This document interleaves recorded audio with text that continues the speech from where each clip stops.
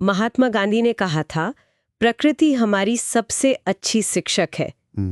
और ये बात आज की हमारी चर्चा के लिए बिल्कुल सही बैठती है। बिल्कुल सही।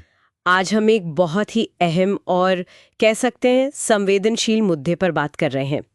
पवित्र पर्वतों का सम्मान और साथ ही वहां रहने वाले स्वदेशी समुदायों के अधिकार। हाँ। अभी हाल में ये खबर आई थी कि राष्ट्रीय पर्वतारोहण और साहसिक खेल संस्थान यानी निमास, उनकी एक टीम ने नेपाल की तरफ से कंचनजंगा पर चढ़ाई की। और इस पर सिक्किम में काफी विरोध देखने को मिला। क्यों? क्योंकि वहां के जो स्थानीय लोग हैं वो इस चोटी को बहुत पवित्र मानते हैं। सही बात है। तो हमारी आज की ये जो गहरी पड़ताल है वो इसी विषय पर आधारित एक विश्लेषण से निकली है। हाँ, और देखिए हमारा मकसद यही है कि इस पूरे मामले को ठीक से समझें। कंचनजंगा का सांस्कृतिक महत्व क्या है, वहां के लोगों का जो पारंपरिक ज्ञान है उसकी क्या भूमिका है, अक्सर ये जो विकास और अधिकारों के बीच एक तनाव दिखता है वो क्यों है, और सबसे जरूरी कि आगे का रास्ता क्या हो सकता है। हाँ। ये विश्लेषण देखिए यूपीएससी उम्मीदवारों के लिए तो महत्वपूर्ण है ही, मेंस और प्रीलिम्स दोनों के नजरिए से, पर आम लोग जो समसामयिक मामलों में रुचि रखते हैं उनके लिए भी ये जानना जरूरी है। बिल्कुल। तो ये जो निमास टीम थी, ये भारतीय सेना का एक अभियान था, हर शिखर तिरंगा, उसके तहत गई थी। हाँ। आइडिया ये था कि हर राज्य की सबसे ऊंची चोटी पर तिरंगा फहराया जाए। लेकिन पेंच ये है कि सिक्किम सरकार ने अपनी तरफ से भारतीय सीमा से कंचनजंगा पर चढ़ाई करने पर रोक लगाई हुई है। हाँ, रोक है। क्योंकि वहां के जो लेप्चा और भूटिया समुदाय हैं वो इसे सिर्फ एक पहाड़ नहीं मानते। नहीं, वो उनके लिए एक देवता का निवास है, पूजनीय है, पवित्र है। एकदम। और इसीलिए ये मामला फिर सिर्फ एक पर्वतारोहण का नहीं रह जाता है ना। सही कहा।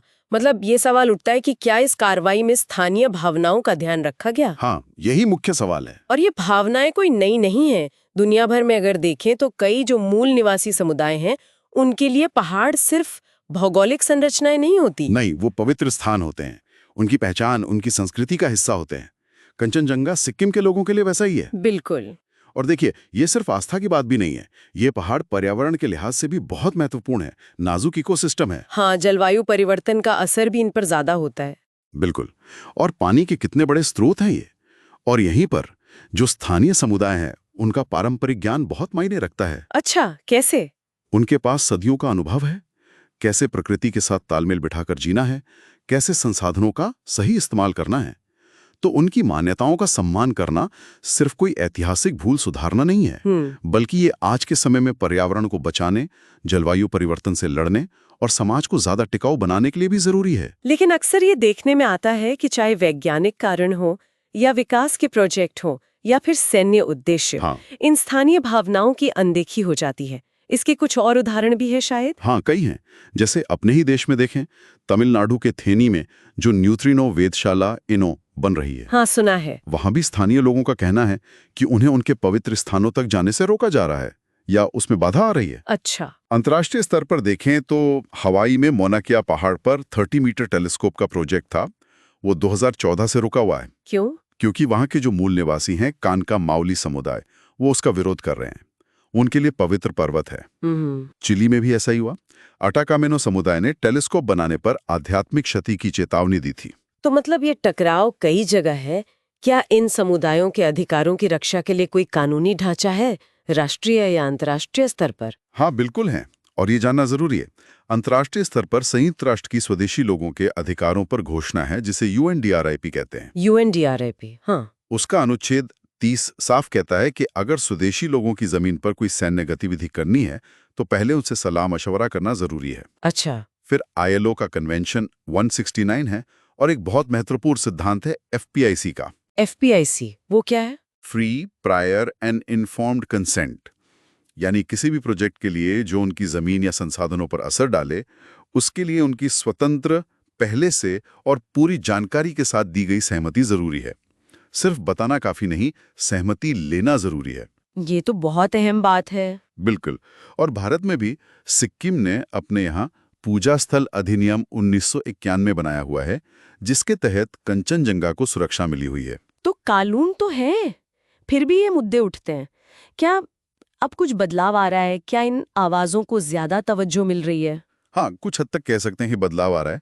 एक तो नागरिक समाज ज्यादा सक्रिय है, हाँ। सूचना आसानी से फैलती है, पारदर्शिता बढ़ी है और राजनीतिक प्रतिनिधित्व भी थोड़ा बेहतर हुआ है इन समुदायों का। और शायद सरकारें भी अब ये समझ रही हैं कि शुरू में ही बातचीत कर लेना, परामर्श कर लेना, वो लंबी कानूनी लड़ाइयों से बेहतर है, कम खर्चीला भी है और ज्यादा प्रभावी भी। शायद भूटान का उदाहरण भी इसी तरफ इशारा करता है, गंगहर पुएनसुम पर्वत वाला। हाँ, बिल्कुल। भूटान का उदाहरण बहुत अच्छा है। गंगखर पुएनसुम उनका सबसे ऊंचा पहाड़ है, दुनिया के अनछुए पहाड़ों में से एक है। अच्छा। लेकिन सरकार ने वहां पर्वतारोहण पर रोक लगा दी है। क्यों? क्योंकि स्थानीय लोगों की आध्यात्मिक आपत्तियां थी। ये दिखाता है कि संतुलन बनाना संभव है। सही बात है।